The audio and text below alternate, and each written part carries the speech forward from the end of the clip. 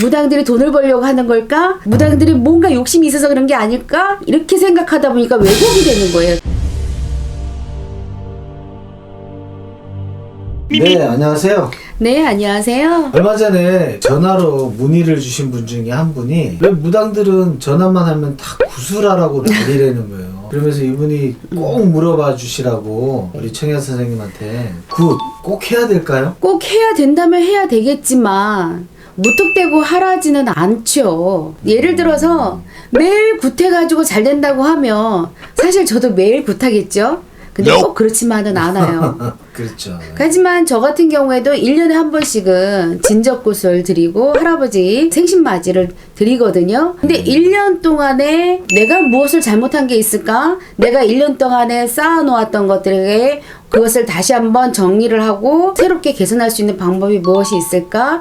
이것을 굿을 통해서 한단 말이에요. 신령님들을 다 모셔놓고 판단을 받는 시간이 재래의식인데 그것을 일반인들이 들었을 때는 굿이면 맨날 그런 것만 하라 그래 이렇게 말씀하시는 분들이 많아요. 근데 정확하게 알고 하시는 게 가장 좋죠. 중요한 건 꼭 필요한 사람이 있는가 하면 안 해도 되시는 분들이 계세요. 그래서 저희한테 오시는 손님들 같은 경우에는 제가 보통 하루에 20명 정도를 봐요. 손님들이 계속 연줄로 오시다 보니까 일주일에 굿을 잡는다 하더라도 다 굿할 분들은 아니에요, 사실은.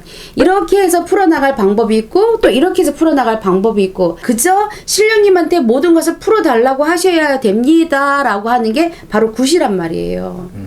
굿은 재래의식이에요. 어르신들을 다 모셔놓고 인간이 할 수 없는 일들을 신의 힘을 빌리놓고 하는 것이 그런 재래의식이 바로 굿이라는 건데 우리 일반인들이 좀 약간 무당들이 돈을 벌려고 하는 걸까? 무당들이 뭔가 욕심이 있어서 그런 게 아닐까? 이렇게 생각하다 보니까 왜곡이 되는 거예요. 자꾸 그 이유가. 그래서 저 같은 경우에는 정말 굿해야 되는 분들한테는 이렇게 말씀드려요. 꼭 나한테 안 해도 괜찮다. 그러나 당신은 꼭 풀어야 되는 사람이니 풀어서 가야지 된다라고 말씀을 드리거든요. 그리고 선택은 본인들이 하시는 건데 저희는 그래도 일반인들보다 어떤 영적인 기운을 더 많이 알고 있고 갖추고 있기 때문에 인도자 역할을 하고 같이 풀어나갈 수 있는 이정표 역할을 하는 것 뿐인데 어찌 보면 이것이 인간의 욕심으로 빗대어서 보여서 일반인들이 피해보는 상황이 많아졌기 때문에 그렇게들 많이 말씀하시는 분들이 계세요. 그래서 상당히 좀 속상한 부분이 있는데요. 굿은 꼭 해야 할까요? 그렇지는 않아요. 그래서 저 같은 경우에는 굿을 말씀을 드릴 때는 저한테 안 하셔도 돼요. 그러나 당신이 정말 제대로 뭔가 풀어나가야 되고 금전이거나 사람의 환란을 막아서 간다라고 하면 신의 힘을 빌리셔야 합니다. 그게 굿인 거거든요. 그래서 그것을 자세하게 알고서 선택하시는 것이 가장 좋아요. 저한테 문의 주셨던 분 네. 속이 좀 시원하실 것 같아요. 근데 그분이 네. 굿해야 된다고 어딜 가도 얘기를 듣는다고 하면은요.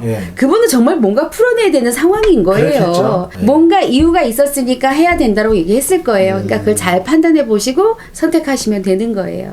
네, 청야 선생님. 할 사람은 꼭 해야 합니다. 그렇죠.